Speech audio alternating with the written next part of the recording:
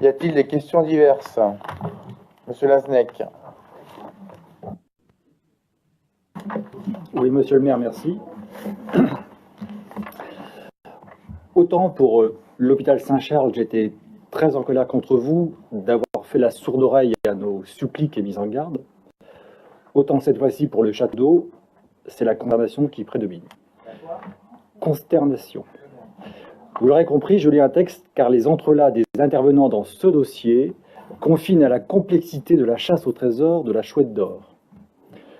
Vous nous aviez présenté en conseil de juin dernier la délibération de vote vous autorisant à signer un bail emphytéotique de 99 ans au profit, disiez-vous, de la fondation de M. Michel Becker. Vous nous aviez présenté l'histoire de la Chouette d'Or comme un immense événement justifiant à lui seul création d'un musée-galerie, auquel se serait adjoint un piano-bar et des galeries annexes ouvertes à d'autres artistes. Vous aviez missionné, je me souviens très bien, votre ministre local de la Culture pour nous ramener de Chine des artistes chinois prêts à conquérir les murs et les cœurs rochefortais. Je vous rappelle que personne n'a voté contre cette délibération. Souvent, le diable se cache dans les détails. Ici, précisément, les derniers mots de votre délibération scellent le destin de ce joyau de Rochefort qu'est le château d'eau, je cite, autorise Monsieur le maire à signer par acte notarié le bail emphytéotique avec Monsieur Michel Becker ou toute autre société appelée à s'y substituer, avec n'importe qui, en d'autres termes. Ainsi, aujourd'hui, le site réméré-et-investir.fr, totalement inconnu du registre du commerce, propose à la vente en réméré pour 500 000 € notre beau château d'eau. C'est quoi la vente en réméré? Eh bien, vous avez un bien et un projet. Un projet, mais pas les sous pour le projet. Les banques ne vous prêtent pas. Vous êtes interdit bancaire. L'exemple vient du site même. Vous faites alors appel à un investisseur qui a les sous, mais pas de projet. Il vous met une somme, et contre cette somme, il va percevoir un loyer, dans ce cas ici 10% de ces 500 000 €. Pendant les 5 ans à louer, vous dépensez comme bon vous semble la somme, les 500 000 €, et vous tâchez de les faire fructifier pour pouvoir rembourser dans l'escamp maximum la somme initiale. Si, par grand malheur et faute de capitaux, vous ne pouvez pas rembourser le capital à l'investisseur, celui-ci, qui est dès la signature propriétaire provisoire, devient propriétaire définitif du bien. Si cela se passe comme cela, nous avons un bien loué qui appartient normalement au bailleur, c'est à nous, la ville, qui au bout de 5 ans appartient à quelqu'un d'autre.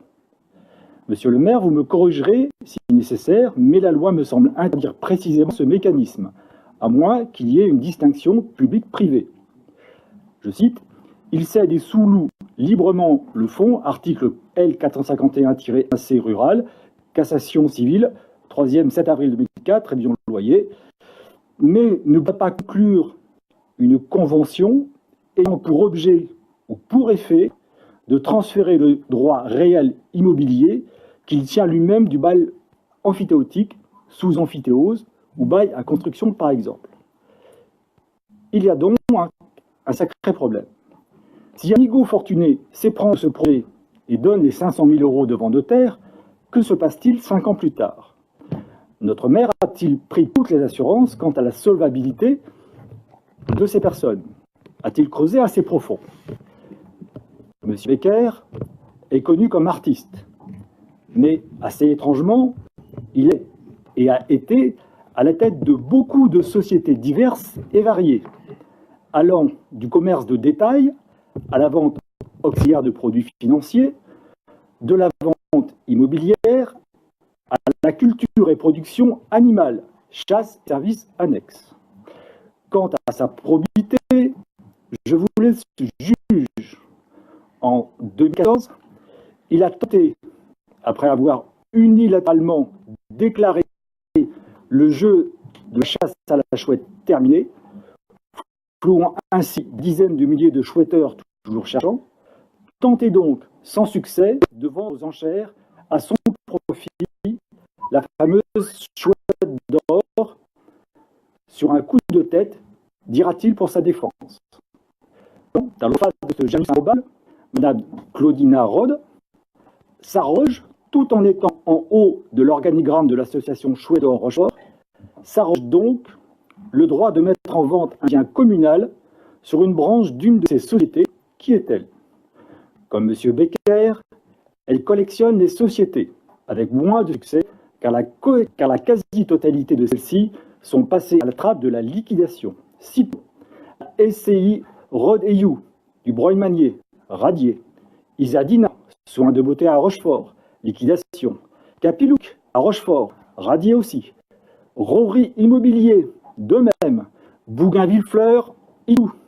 Reste la société Or Immo, située à Saintes, mais qui est une boîte postale, il n'y a pas de pignon sur rue, dont l'ex-croissance Réméré et Investir se rattache à la même adresse de Rochefort que les sociétés Miclo, Solidimo et Othello de M. Becker.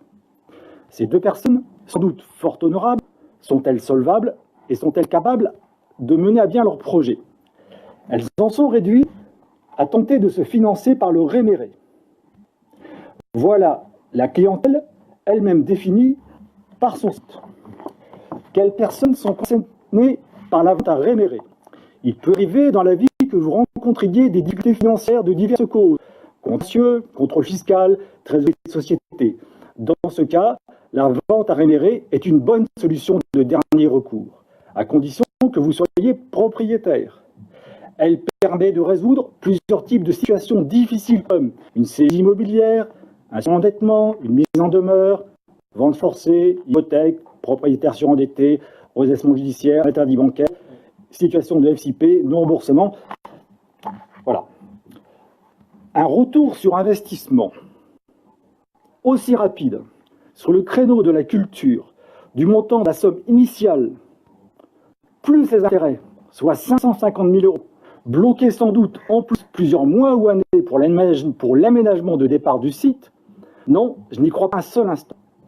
Ces honorables personnes me paraissent aux abois et prêts à faire une grosse bêtise en cédant potentiellement à un investisseur pur qui sera bloqué par la destination du lieu, transformant ce magnifique patrimoine en une nouvelle friche.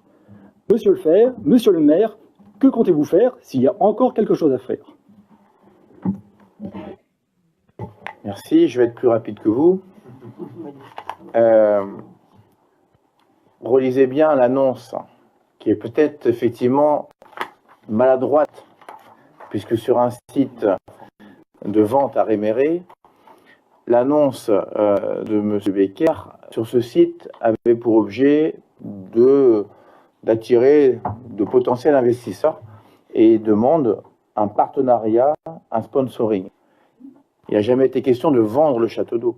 Il ne peut pas, de toute façon. Donc, qu'il n'y ait pas d'inquiétude là-dessus. Le château d'eau, c'est la propriété de la ville. C'est un bail amphithéotique qui a été conclu dans le cadre des travaux importants de rénovation qui ont débuté et qui vont continuer. Il voudrait peut-être aller plus vite et recherche du sponsoring, du partenariat. Je le sais, ça, qui recherche du sponsoring, du partenariat. Pas nouveau. Après qu'il l'ait mis, effectivement, ça peut porter à confusion sur un site de vente à Réméré, mais il est bien évident qu'il n'y a pas de vente du château d'eau, qui est la propriété de la ville. Ensuite, je vous invite à contacter directement M. Becker pour lui faire part, et Mme Rode, pour lui faire part de vos commentaires, et je pense que ce dernier vous répondra, comme il a répondu à Alexis Blanc, lequel m'avait envoyé un courrier que je me suis empressé de donner à M. Becker, parce qu'il mettait en cause M. Becker. C'est pas à moi de répondre sur la vie associative ou commerciale, professionnelle, artistique de ce monsieur. Vous avez évoqué tout à l'heure les questions judiciaires ou les procédures de société de Mme Rode. arrive à d'autres, non? Hein? Ça arrive à d'autres. Vous savez très bien, dans une vie professionnelle, qu'il peut y avoir des accidents comme ça, de parcours, avec une procédure collective à la clé. Ça fait partir de l'activité court, sauf faire de ma part, à ce jour, elle n'est pas interdite de gestion ou de quoi que ce soit. Donc, soyons mesurés et attention à ce que l'on peut dire par rapport à ça. Je pense que vous êtes bien placé, M. Znec, pour le savoir. Donc, je voulais vous rassurer, vous dire qu'il n'y a pas de vente du château d'eau et que les travaux ont bien commencé. On les a déjà, nous, visités. Ils ont un travail important comment ils appellent ça? Ils enlèvent tout. Vous savez, dans les piliers, dans les murs, il y avait de la ferraille, il y avait des choses. Ils ont tout enlevé pour que ce soit propre, joli, etc. C'est vrai que je pense qu'ils aimeraient aller plus vite, mais ils n'ont peut-être pas les moyens d'aller plus vite. Moi, je ne suis pas pressé. Hein. Il ne s'est jamais rien passé en château d'eau depuis 50 ans. Donc aujourd'hui, il est propre. Il y a un travail considérable qui est fait. Donc on verra à l'avenir en combien de temps ils vont pouvoir ouvrir la galerie. Mais le projet est toujours, pour eux, parce que je les ai interrogés de nouveau, bien évidemment, mais le projet est toujours existant, hein, d'une galerie, d'avoir une partie, comme il avait expliqué, je vous rappelle, hein, moi, la chouette d'or, la partie éphémère, la partie permanente, le piano-bar par la suite. Donc leur objectif est toujours là. L'atteindront-ils? L'avenir nous le dira, je ne suis pas devin. Dans combien de temps? Je ne suis pas devin non plus, mais ils font ce qu'ils peuvent. Voilà. Oui, monsieur Le Trou. Oui, merci, monsieur Lair. Alors, moi, je vais reprendre la discussion que vous venez d'avoir avec mon collègue, monsieur Laznec, et pour dire que non seulement vous vous trompez sur plusieurs points, oui, notamment vous avez dit quelque chose qui n'est pas exact, et la deuxième chose, pour vous démontrer que, là encore, devant nous, vous faites exactement la même chose qu'il y a 2 ans en arrière avec un autre dossier fort célèbre dans cette ville qui était l'hôpital civil de M. Joigny. De la même façon, vous êtes en train de pédaler dans la semoule et d'inventer n'importe quoi. Première chose, vous dites le site est maladroit. Je viens, je l'ai sur mon téléphone en direct, vous voyez, je viens, je regarde la référence du dossier et je vois, alors effectivement, il y a une petite phrase, celle sur laquelle vous appuyez, les partenaires financiers désirant contribuer à l'opération au titre du mécénat du sponsoring bénéficieront d'une très importante couverture médiatique internationale. Très bien, donc vous dites du sponsoring. Alors du coup, ce qui est beaucoup plus étonnant, c'est que dans la description du dossier, il devient locaux commerciaux, surface habitable 1800 m², surface terrain, date de construction, valeur estimée, montant à investir, rendement 10%. Moi, j'ai jamais entendu parler de sponsoring et de financement avec un rendement financier à la clé. Il s'agit bien d'une vente en réméré. Alors, l'erreur que vous avez faite, vous venez de dire, de toute façon, il ne peut pas vendre. Alors, j'attire votre attention, puisque vous êtes juriste, sur l'article L. 1311-3 du Code général collectivité territoriale, et qui précise qu'un bail, même emphytéotique, fait avec une puissance publique, peut être cédé. Bien sûr, le bail peut être cédé. Bien sûr, le bail peut être cédé. Il y a pour cela 2 conditions, vous le savez, l'agrément préalable de la collectivité, et le deuxième point, que le concessionnaire soit substitué dans les droits et obligations mis à la charge de l'emphytéote, non seulement dans le contrat de bail, mais également dans les conventions non détachables conclues pour l'exécution, etc., etc. C'est-à-dire, on peut le vendre. Oui, c'est bien d'accord. Vous venez de dire, on ne peut pas. Oui, on peut vendre le bail. Exactement. Alors, la manière dont c'est présenté tous, on a l'impression que le château n'appartiendra plus à la ville et appartiendra à quelqu'un d'autre. C'est pas vrai. Ce qu'on dit, c'est qu'effectivement, monsieur Blanc vous a écrit. J'ai son courrier.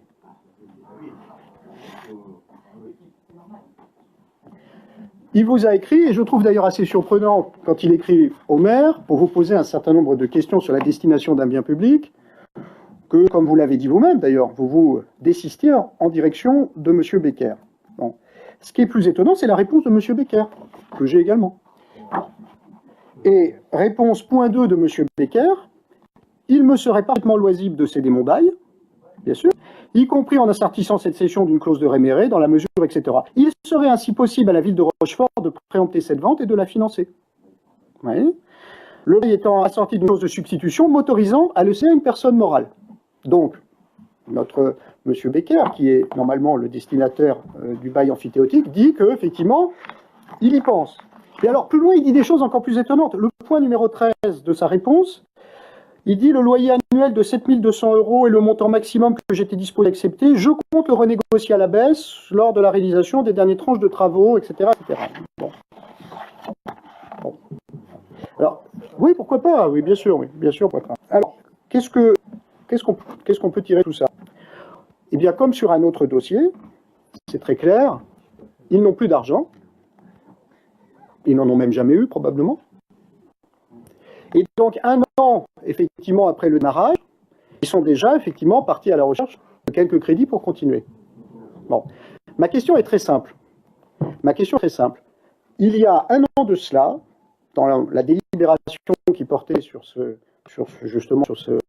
château d'eau, j'ai attiré votre attention justement sur le fait que le bail était largement ouvert et qu'il permettait à un preneur de faire ce qu'il souhaitait. Je vous relis. Monsieur Letroux dit que le bail ne précise pas de clause de réserve dans les sous-chapitres cession et sous-location et location. Il s'agit d'aligner une propriété publique à des fins d'utilisation privée. J'avais dit, si l'activité ne fonctionnait pas au bout de 2 à 3 ans, le preneur pourrait sous-louer la totalité de l'ensemble à une entreprise pour une autre destination du lieu, et ce, tout en continuant à reverser la redevance à la ville. Je me demandais à l'époque si les clauses étaient suffisamment verrouillées dans les sous-chapitres cession, sous-location et location. Et vous répondez, d'abord vous dites oui, non, tout va bien, et puis vous dites à la fin que effectivement vous allez demander au notaire l'ajout dans le projet de bail une phrase sur la sous-location liée à la nature du bail initial. Alors ma question elle est simple, nous n'avons pas vu le bail depuis ce moment-là. J'espère effectivement que vous avez bien rajouté, et je vous fais entière confiance si vous me le dites ce soir, que vous avez bien rajouté cette mention, parce que sinon, qu'est-ce qui va se passer? Les actuels preneurs, apparemment largement impécunieux, vont céder le bail à une autre entreprise ou à un preneur qui réalisera ce qu'il souhaite dans ce château d'eau, à moins qu'ayant suivi notre demande, vous ayez introduit cette clause. Vous savez à quoi ça me fait penser? Je l'ai dit tout à l'heure, ce dossier. Ça me rappelle exactement, dans les termes, comme dans le montage, ce qui s'est passé avec l'hôpital civil. Nous n'avons cessé de vous mettre en garde en vous disant l'acheteur n'est pas solide, ça va être un crash d'ici 2 ans. Nous sommes 2 ans après, c'est un crash. Heureusement, M. Le Sauvage, aidé par les services, avait mis en place justement dans le cadre de l'hôpital civil une clause de réméré, parce que sinon, où en serions-nous? Où en serions-nous aujourd'hui avec l'hôpital civil? Non mais... Non. Vous en savez quoi, monsieur Trou? Demandez-lui. Qui c'est qui a eu la clause de réméré dans l'hôpital civil? Bien sûr. Comment? Bien. Donc, heureusement... C'est incroyable. Bon, heureusement que nous avions cette clause. Et là, j'espère effectivement que... Parce que ce qu'on est en train de voir, c'est effectivement le flop absolu autour de ce château une fois encore. Et ne dites pas qu'il ne s'agit pas d'une tentative de transmission. Qu'est-ce que c'est que cette affaire de 10% de rendement? Comment se fait-il d'ailleurs que sous cette annonce, il y ait désormais un bandeau clignotant qui nous annonce qu'un investisseur vient de mettre 500 000 € dans ce projet? Ce qui évidemment sans doute est un argument purement publicitaire, mais qui évidemment comme but premier d'attirer un chaland. Donc franchement, vos explications disant mais non, c'est que de la publicité, ça tient pas la route, ça prouve une fois encore que sur ce dossier, comme tant d'autres, ben oui, ce dossier est mal ficelé, avec un investisseur qui n'a absolument pas l'échine et la force suffisante pour porter ce dossier, et que nous allons encore sur ce dossier-là nous retrouver le bec dans l'eau, et j'espère effectivement que la clause a bien été introduite dans le bail pour effectivement que ce château d'eau ne vienne pas entre les mains d'une personne qui ferait dans la ville quelque chose d'autre qu'un lieu culturel. Il n'y avait rien dans ce château, vous n'aviez vous-même aucun projet sur ce château d'eau. On a une opportunité de gens qui viennent quand même mettre de l'argent privé dans un bien public qui est rénové. Aujourd'hui, l'endroit est propre. Donc, vous pouvez vous tenir la tête et puis être assommé par ce que je vous dis, mais on a la chance d'avoir quand même quelqu'un qui a au moins mis cet endroit propre sans que ça coûte 1 centime à la collectivité. Donc déjà, vous devriez vous en réjouir. Vous devrez, alors si vous voulez pas m'écouter, j'arrête tout et puis on clôture. Donc laissez-moi parler. Je fais ce que je veux. Ouais. Donc, de toute façon, vous êtes comme ça, vous ne changera pas maintenant, on le sait.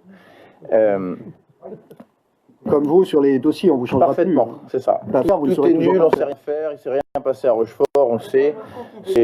Vous êtes Monsieur Blambis, on vous connaît maintenant parfaitement, puisque c'est les termes très, très sympathiques, que je vais m'amuser à lire quand même, tiens, la fin. Non, attendez, laissez-moi. Mais j'ai le droit de donner comme je veux ma réponse.